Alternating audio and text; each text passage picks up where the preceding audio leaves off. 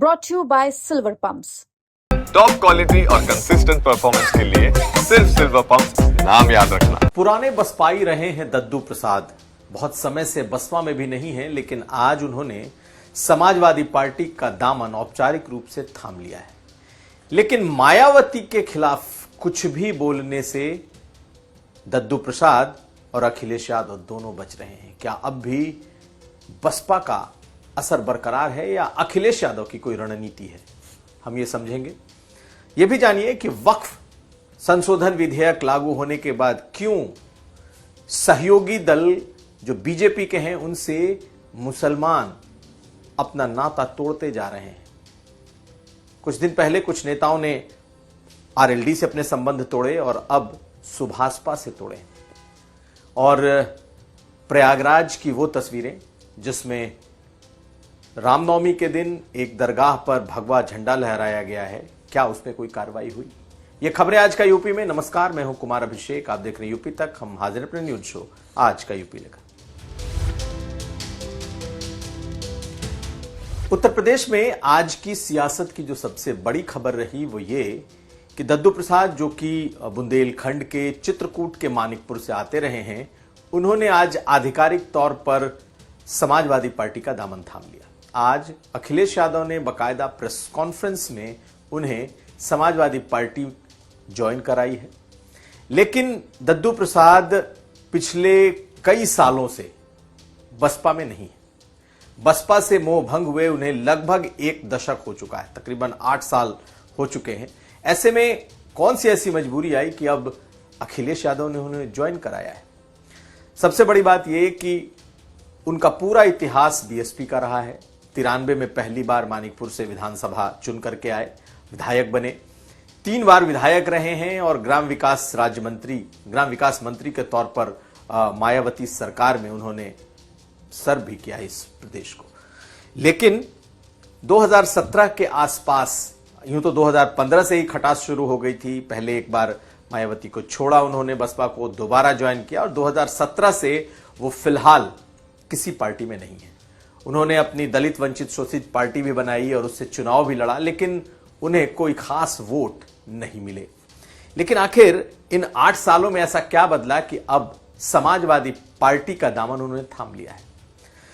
सबसे बड़ी बात यह कि आज उनका चूंकि पूरा पास्ट बसपा का रहा है, लेकिन उन्होंने भी मायावती के खिलाफ कुछ भी बोलने से मना कर दिया। मायावती दलितों की नेता के तौर पर उनकी शख्सियत इतनी बड़ी है कि चाहे कोई भी हो, उनके खिलाफ बोलने से अब सब कतराते हैं। बेशक मायावती का जनाधार घटा हो, बेशक उनके पास विधायक नहीं हो, सांसद नहीं हो, विधायक तो एक हैं, लेकिन मायावती की अपनी शख्सियत इतनी बड़ी है कि पॉलिटिकल पार्टियां या नेता उनके खिलाफ सीधे बोलने से बचते हैं और आज भी यही हुआ है।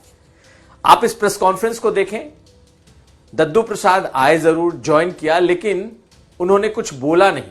यानी कि उन्हें बोलने के लिए उनके पास या तो कुछ नहीं था, बसपा के खिलाफ नहीं था, मायावती के खिलाफ नहीं था, या फिर उन्हें बोलने कम से कम मंच से नहीं दिया गया। अखिलेश यादव ने उनका स्वागत किया और उनके आने से कहा कि मजबूत होगी पार्टी। लेकिन अखिलेश यादव ने भी न तो बीएसपी के खिलाफ और न ही मायावती के खिलाफ एक शब्द कहा। हालांकि ये उनकी रणनीति रही है और उनकी पार्टी की एक नीति है कि वो बीएसपी प्रमुख मायावती के खिलाफ नहीं बोलते, ना ही अपना मंच उनके खिलाफ बोलने देने के लिए इस्तेमाल होने देते हैं। और आज भी जब दद्दू प्रसाद इतने बड़े नेता रहे हैं बसपा के पुराने, उन्होंने भी आज जब उस मंच को शेयर किया तो मायावती के खिलाफ किसी ने कुछ नहीं कहा। हालांकि यूपी तक से बातचीत में उन्होंने ये जरूर कहा कि मायावती नहीं बल्कि बसपा अब अपने पुराने तरीकों से भटक चुकी है। अब बसपा का जनाधार कम हो गया है और बसपा में अब कोई नहीं है। आने वाले वक्त में उनका बचा खुचा जनाधार भी खत्म हो जाएगा। दद्दू प्रसाद को आप सुन लीजिए, उसके बाद और बताएंगे कि क्या होगा इसका सियासी असर। अभी बड़ी मीटिंग्स कर रही है बसपा में, आपको क्या लगता है क्या कमी दिखी जिसकी वजह से पीछे हो गए? पार्ट ऑफ बीजेपी है। पार्ट ऑफ बीजेपी है। हाँ। आपकी बड़ी अहम भूमिका थी कांशीराम जी की और मुलायम सिंह जी को मिलवाने, क्या प्रकरण था वो? नीतियों को तिलांजलि दे दी गई, इसलिए हम लोगों को और माननीय अखिलेश यादव ने वो स्पेस दिया है और उसको एडाप्ट कर लिया है पूरे मैथोलॉजी को, डॉक्टर लोहिया से लेकर के डॉक्टर अंबेडकर और मानवर कांशीराम जी। इसलिए गतिशीलता इधर है, उधर जड़ता हो गई है। तो दद्दू प्रसाद वो हैं जिनके बारे में कहा जाता है कि मुलायम सिंह यादव और कांशीराम की जो मीटिंग हुई थी उसकी मध्यस्थता कराने वालों में से एक थे। जाटो बिरादरी से आते हैं, बुंदेलखंड में इनका अपना प्रभाव भी है, लेकिन जब पार्टी से अलग हुए तो 10,000 के भीतर ही वोटों से सिमट गए, अकेले कुछ नहीं थे। लेकिन अब अखिलेश यादव को लगता है कि उस इलाके में एक ऐसा चेहरा हो सकता है जो एक मजबूती दलितों में दे सकता है, लेकिन इनके साथ भी कुछ ड्रॉबैक हैं। मसलन माना जाता है कि ददुआ का जब एनकाउंटर हुआ तो इन पर भी सवाल उठे। ऐसे में जो उस इलाके की कुर्मी आबादी है, जो बड़ी आबादी है, वो दद्दू प्रसाद के खिलाफ रही है और काफी वक्त से रही है। ऐसे में पिछले चुनाव में भी अखिलेश यादव के साथ ये खड़े थे, पार्टी नहीं ज्वाइन की थी, लेकिन अखिलेश यादव को इन्होंने मदद की थी। लेकिन अखिलेश यादव को मालूम था कि एक बड़ी बिरादरी इनके खिलाफ रही है। वैसे भी ब्राह्मणवाद के खिलाफ बोलना, उनके खिलाफ लड़ना, ये इनकी सियासत का हिस्सा रहा है। अखिलेश यादव ने भी कहीं ना कहीं इसको जानते मानते हुए कि इनके आने से बैकलैश भी हो सकता है उस इलाके में, बिरादरियों में, इसलिए बहुत ही संजीदा तरीके से इनकी ज्वाइनिंग कराई है। यानी कि मंच पर ज्वाइन तो इन्होंने किया लेकिन कुछ बोल नहीं पाए, एक शब्द भी नहीं बोले, इनकी तरफ माइक भी नहीं हुआ। बाद में हालांकि इन्होंने मीडिया से जरूर बात की है। तो खैर अब देखना यह है कि दद्दू प्रसाद जो कभी बड़े नाम हुआ करते थे बुंदेलखंड के, इनके आने से क्या कोई फर्क पड़ता है कि नहीं। एक ही बात है, वो ये कि अखिलेश यादव हर उस हाथ को थामना चाहते हैं, खासकर दलितों से, खास करके बसपा के उन नेताओं को जो कभी मजबूत रहे हैं या आज भी उनके पास जनाधार है, और ऐसे में ही दद्दू प्रसाद के एंट्री को इस तौर पे देखा जाना चाहिए। वक्फ संशोधन बिल पास होने के बाद से ही मुसलमानों के एक वर्ग में बड़ी नाराजगी है। वो वर्ग चाहे किसी भी पार्टी, किसी भी दल से जुड़ा हो, वो इन दिनों नाराज बताया जाता है। सरकार बहुत कड़ाई से ऐसे लोगों से निपट रही है जो खास करके वक्फ संशोधन बिल के बाद किसी भी तरीके के आंदोलन के मूड में है। और यही बात मुजफ्फरनगर में दिखाई दी है, जहां 300 लोगों को नोटिस दिया गया है और उन्हें पूछा गया है कि आखिर क्यों नहीं उन्हें मुचलके पर पाबंद किया जाए। यानी कि उन्हें 2-2 लाख के मुचलके पर पाबंद होना पड़ सकता है, इसलिए क्योंकि उन्होंने वक्फ बोर्ड के ये जो वक्फ संशोधन बिल है उसके खिलाफ मस्जिदों में होने वाली नमाज के दौरान उसका विरोध किया था। और आने वाले वक्त में भी प्रशासन को आशंका थी कि वो आगे भी विरोध कर सकते हैं, जिस तरीके का विरोध CAA का हुआ है। तो योगी सरकार निश्चित तौर पर इस मामले को बड़े ही आयरन हैंड से निपटने की तैयारी में है। यानी कि कहीं कोई अगर किसी तरीके का विरोध इसको लेकर करेगा, विरोध तक तो जायज है, लेकिन अगर सड़कों पर उतरने की कोशिश करेगा तो उसके खिलाफ कड़ी कार्रवाई होगी। ऐसा योगी सरकार ने यह फीलिंग तो दे दी है। लेकिन अब असर यह हो रहा है कि बीजेपी के साथ के जो दल हैं उनमें जो मौजूद मुस्लिम नेता हैं, मुस्लिम चेहरे हैं, वो असहज हो रहे हैं। और उनकी असहजता की स्थिति यह है कि बहुत सारे जो बीजेपी के सहयोगी दल के मुस्लिम नेता हैं, बेशक बहुत बड़े चेहरे ना हों, लेकिन जो जिस पद पर है उसमें से बहुत सारे लोग पार्टी छोड़ रहे हैं। अभी हमने आपको दिखाया था कि किस तरीके से पश्चिमी उत्तर प्रदेश में आरएलडी के जिला महासचिव, प्रदेश सचिव, ऐसे लोगों ने आरएलडी को छोड़ दिया था और बाकायदा उसका वीडियो जारी किया था। और अब सुभाषपा यानी कि ओम प्रकाश राजभर की पार्टी के कई लोगों ने आज पार्टी से इस्तीफा दे दिया है और प्रदेश स्तर के जो महासचिव हैं उन्होंने इस्तीफा दिया और बाकायदा उसकी एक प्रेस रिलीज जारी कर दी है। आप इस प्रेस रिलीज को देखिए, आपको अंदाजा लगेगा कि सारी पार्टियों में, खास करके बीजेपी के जो समर्थक दल हैं, उसमें एक तरह की असहजता दिखाई दे रही है।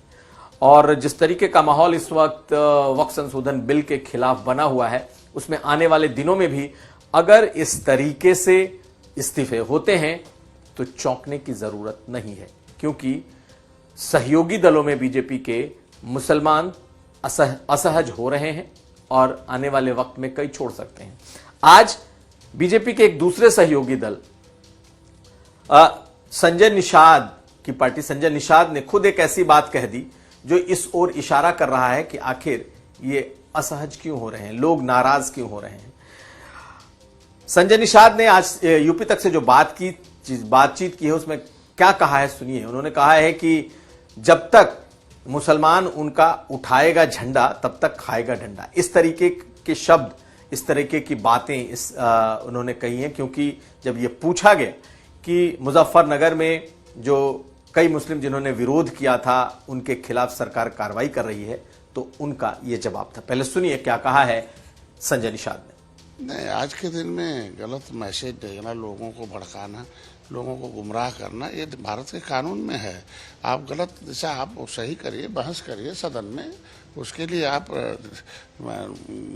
बैठाइए कि कौन सी चीज़ गलत है, कहाँ गलत हो रहा है। आखिर संशोधन किया गया है तो उसमें कोई विदेशी थोड़ी रख दिया गया है, भाई मुसलमान ही रहेगा। अब अंतर इतने है कि सरकार के कानून के मुताबिक उस वक्फ बोर्ड में मिली हुई संपत्ति को उपयोग किया जाएगा। तो बीजेपी और उनके सहयोगी दलों में माहौल कुछ इस तरीके का बना हुआ है कि फिलहाल या तो पूरी तरीके से पार्टी की लाइन पर आओ और नहीं तो पार्टी छोड़कर जाओ। ये साफ साफ दिखाई दे रहा है। अब अगली खबर। रामनवमी के मौके पर यूं तो पूरे देश में रामनवमी के जुलूस निकले, शोभा यात्राएं निकली, लेकिन प्रयागराज से आई एक तस्वीर वीडियो ने विचलित किया।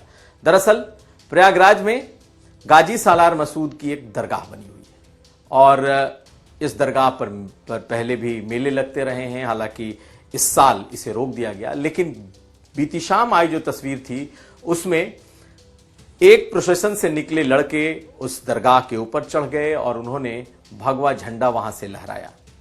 हालांकि किसी भी तरह का कोई तनाव नहीं हो पाया, किसी भी तरीके का कोई तनाव उत्पन्न नहीं हुआ, लेकिन इस वीडियो ने एक तरीके से, बहुत बुरी तरीके से वायरल हुआ कि कैसे एक दरगाह के छत पर या एक दरगाह के गेट पर चढ़कर कुछ लड़कों ने भगवा लहरा दिया। दरअसल गाजी सालार मसूद की ऐसी दरगाह मानी जाती है जिसे कहा जाता है कभी आया तो नहीं वहां सालार मसूद, लेकिन उसके नाम पर एक दरगाह बना दी गई। उसका विरोध भी अलग अलग संगठन वक्त वक्त पर करते रहे हैं, लेकिन इस तस्वीर ने लोगों को एक तरीके से विचलित किया है।